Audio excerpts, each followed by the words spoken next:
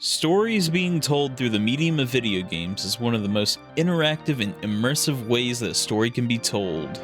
It's you, performing the actions vicariously through the character you see on the screen, getting to know every nook and cranny only the way that someone could if they've spent a significant amount of time in the environment. You see, in any movie, you can't just decide where the main character is going to go next and change the outcome of the feature, or even take the film at your own pace. The expression that goes into your unique inputs when playing a video game makes it a tale of your own. There's a whole genre of these types of videos on YouTube called Let's Plays. Maybe you've heard of them. Honestly, it seems like you can't go 20 minutes of a conversation with your typical internet entertained gamer friend without them mentioning a Let's Play, or at least quoting some cryptic inside joke from whatever their favorite series is. Those channels are the familiar plate and fork, while the video game is the main course. No wonder why Let's Plays are so popular. You don't like my dad? What the hell? I do, I just upgraded and retired, so I don't want to be around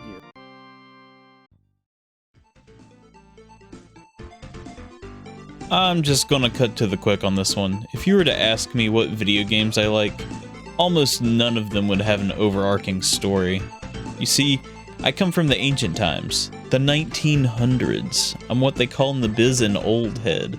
I cut my teeth on video games that didn't really have a story unless if you really wanted to find it. One of the first games I ever played was Sonic 3 and Knuckles.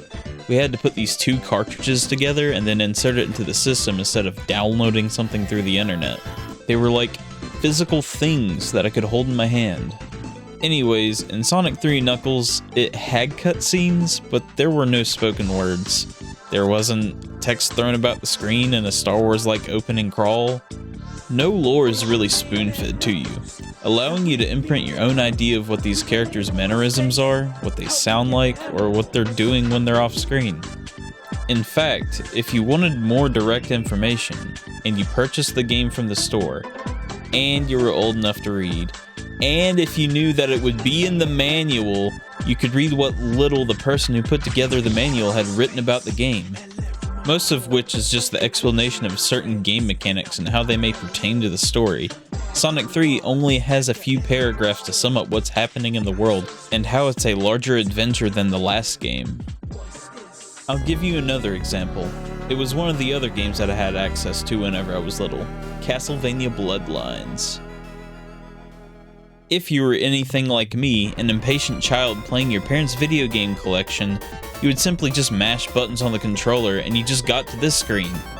Wow. And then you would have to pick your character and just see this cutscene. It's just your dude approaching the castle. I couldn't read it this time. I was probably between 4 and 7 when playing this, and I have horrible ADHD.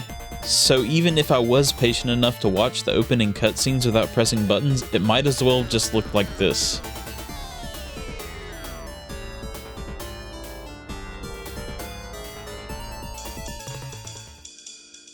It just goes to show you that when I was learning how much I liked video games, I had to use my imagination to make sense of the world that these characters were in. I had no foreshadowing or tale to lead me on, just the artwork, the music, and the mechanics. In much more recent years, I mainly just play multiplayer titles, things like Street Fighter, Rocket League, Rust, Elden Ring, and BattleBit Remastered. Most of these games don't have a story, and if they do, they don't throw them directly into your face. You mainly compete against other players or just explore the world at your own pace. That's not to say that I don't enjoy any game that involves the player in a story. One of my favorite games appeared in the last off-the-cuff video, the one where I talked about the paintings in Ocarina of Time. If you didn't know, Ocarina of Time is the coming-of-age story about a time-traveling hero caught in a cycle of good versus evil. It's had wells of ink spilled in its name already. Ocarina of Time is one of the true classics and will probably persist and hold that title for a very long time. As a kid, I really enjoyed exploring this world. It was like my Skyrim. By the time I had a Nintendo 64, I was getting old enough to be able to read. A part of the game that really stuck out to me was whenever I was considered so brave that the Goron chief named his son after me. It made me feel important and that my presence was truly missed during the time skip. In the past, I've enjoyed games like Metal Gear Solid Snake Eater, Portal, Legend of Dragoon, Banjo-Kazooie, Sonic Adventure. But the games I really love and I think about often are things like Street Fighter Third Strike, GTA Online, Viva Pinata, Mortal Kombat Trilogy, and Gundam Evolution. Don't forget Minecraft. I get a lot of enjoyment out of just having some basic rules in a sandbox environment. It just gives me a lot of enjoyment to do as I please. Making the game an art project or just playing head-to-head with someone for hours brings a lot of fun and good memories to hold.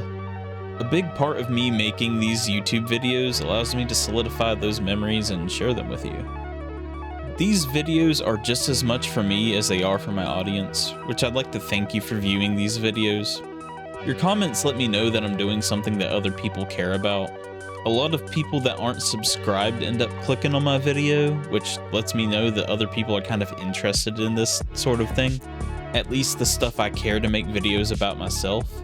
But if this video kept you company in transit, entertained you on break at work, or even comforted you while you ate some food, I'd like to do it again if you'd allow me. You could just subscribe, dude.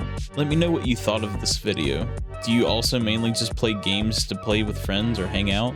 Or do you completely disagree with me and mainly play single player titles? I read all of my comments, and I try to let you know whenever I've read them too. Thank you so much for watching.